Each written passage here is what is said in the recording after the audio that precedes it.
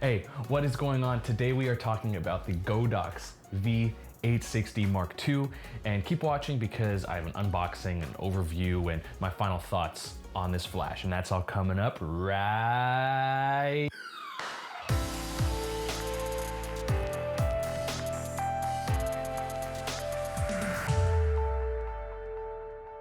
now. Hey, what's going on? Kyle here, helping you level up your photo, video, and music. And on that note, if you are into photography, videography, or music, I post weekly videos with tips, tricks, and gear reviews, things like that, so click that subscribe button to keep track of what I'm up to. Let's get into it. Keep in mind, for all of this, Godox makes multiple versions of many of their products. The thing that you need to make sure of is that you get the one that matches your camera. They make them for Canon, Nikon, Fujifilm, Olympus, Panasonic, and Sony. I'm a Sony shooter. So what I have right next to me is the Godox 860 Mark II S. S for Sony. I have some links for the super technical information in the description below. Nobody wants me to just sit here and read this stuff, so I'll just give you the highlights. For the Godox V860 Mark II, it has a max guide number of 60 when the flash is zoomed all the way to 200 millimeters. It has a proprietary lithium battery, which you can buy separately, unlike some of the other Godox flashes in the ecosystem. And you can get around 500 full power flashes from a full charge. Like most Speedlights, you can zoom in and out to change the coverage area of the actual light. And there's all sorts of articulation in the flash head itself. Now, it's a little bit heavier because of that lithium battery, and it weighs in at around 1 pound, 3 ounces with the battery inside. And it can be wirelessly triggered in a couple different ways through some assorted connections using some of the ports on the left-hand side. Now, if you're using a Godox trigger, the receiver is actually built into the device. So for example, I have the Godox X Pro here, boop, boop, boop, and it can trigger this flash by itself. This can also be an on-camera flash as well, and it can even act as a commander for other Godox flashes if you don't want to get a remote trigger, which I don't know why you wouldn't.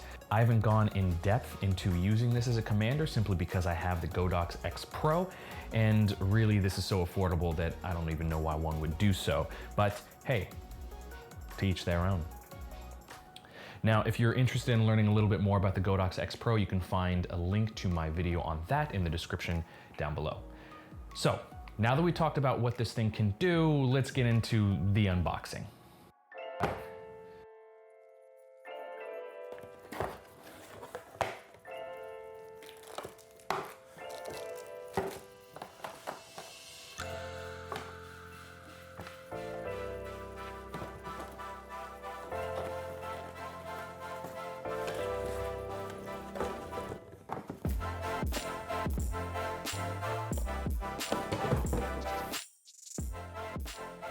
Charger for the proprietary battery.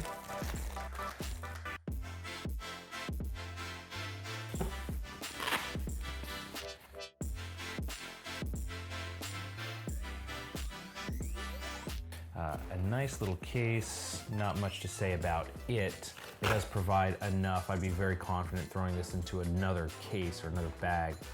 Also, there's a secret little compartment in here for your little stand, tripod mount with a 1/4-20. Don't forget the cable. That out. Here on the actual Godox, I have this. Oh yeah, that feels nice. Your battery compartment here.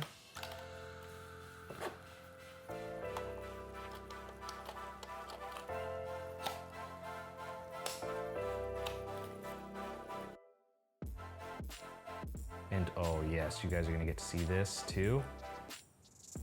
Oh yeah, that was nice.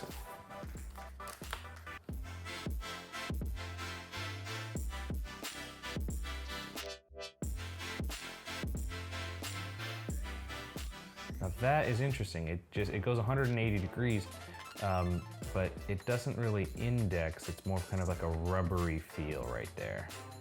There are little degree markers in this little nook that's very difficult to see. Finally, you can do the card, you do the diffuser. You can hide the diffuser, keep the card, get rid of the card. Let's actually throw this bad boy onto my Sony cameras, and you guessed it, it's going to look just like other Speedlights. It is pretty hefty. It's definitely a big device. It's adding quite a bit of weight to my camera right now. Oh, it's a Speedlight, folks. So some final thoughts on this flash. This is one of the better Speedlights I've ever used, especially given the price. For $180 US, you get the flash, a little bag, and the battery and the charger. Now I've used Nikon Speedlights that were twice as expensive and didn't quite stack up. Yeah, the light was technically the same, but the control features, everything else, this is so much more powerful. Granted, the technology has come a long way since I was carrying around a Nikon, but it just seems like a no-brainer, this flash. Also, the power of this Speedlight grows exponentially when you combine it with the Godox Pro X trigger and other Godox flashes. And given the price tag for Godox products, you can easily build out a decent set and be up and running ASAP for not that much of a spend. Not to mention, if you're building your first kit, this could easily be your key light, and you could use some other smaller and less expensive Godox Speedlights for kickers and everything else. Me, I use this as a second flash with my Godox AD200 being my flagship flash head with the monolight attachment. And be sure to check out my video on this in the description below. And if I ever have any other need for more flash heads, I can throw in some of my old mismatched Speedlights that can be optically triggered. Granted, I have to slow down my shutter speed to 1/250th of a second, but still.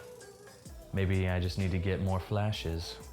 So I see this being attractive to two kinds of people. One, someone who is just getting into flash photography and doesn't want to buy something that they're going to quickly grow out of. This flash will definitely grow with you as you refine your skills with flash photography. And two, someone who is expanding their kit. This Speedlight will integrate well with any existing kit, provided you don't need high-speed sync wirelessly. And if you do need that high-speed sync, you're gonna need to get yourself a fancy trigger. But if you're already in the Godox ecosystem, you don't really have to worry about that. I don't know how many times I can say Godox X Pro trigger in this video, but yeah, that's the one. So definitely consider this Speedlight if either one of those descriptions describes you. Now, one person I don't think that this would work for is someone who is doing a lot of studio work, because if you're talking about taking lots of shots indoors with a lot of light, you'll probably become annoyed with the recycle time. If this is you, you might be better served investing in a faster AC powered monolight. Check this out at full power.